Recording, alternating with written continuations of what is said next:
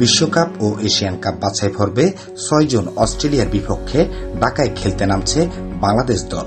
Premier league শেষে শুরু হয় জামাল ভুঁইয়া, তপু বর্মন ও সোহেল রানাদের অনুশীলন। কিন্তু এর মধ্যেই বাংলাদেশ দলের জন্য একটি দুঃসংবাদ রয়েছে।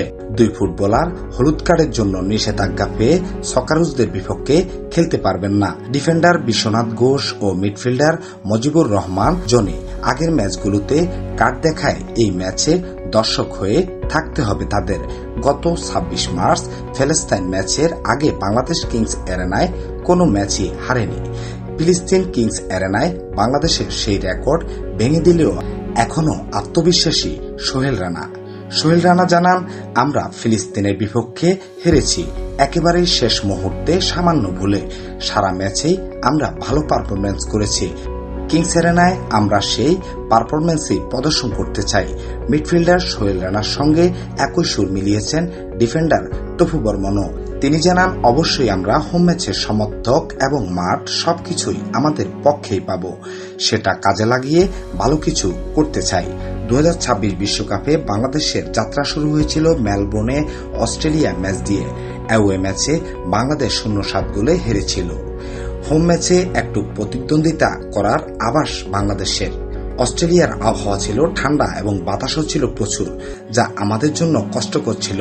এখানে অস্ট্রেলিয়া ভিন্ন পরিস্থিতির মুখোমুখি হবে। আমরা নিজেদের সেরাটা দিয়ে অবশ্যই একটু ভালো করার আশা রাখি।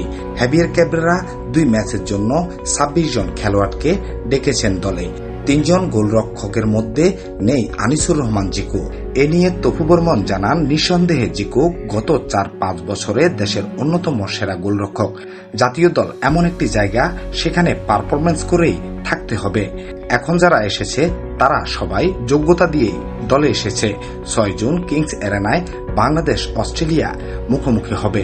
মাত্র 3-4 দিন অনুশীলন শেষ হলেই বাংলাদেশের একমাত্র ভরসা। এত অল্প সময় হলেও বোঝাপড়া ও পরিকল্পনায় কোনো ঘাটতি না হওয়ার বিশ্বাস সোহেল রানার। দলের নতুন কয়েকজন রয়েছে, তবে অনেকেই একসঙ্গে খেলছি দীর্ঘদিন। এটা নিয়ে কোনো সমস্যা হবে না। মাত্র কয়েকদিন আগেই লিগ খেলে এসেছি সবাই, এতে ফিটনেস নিয়ে কোনো সমস্যা হবে না দলে। প্রিয় দর্শক, ভিডিওটি ভালো লাগলে একটি লাইক দিন আর কমেন্ট করে আপনার মূল্যবান মতামত জানিয়ে দিন। ভিডিওটি শেয়ার করে সবার কাছে পৌঁছে দিন।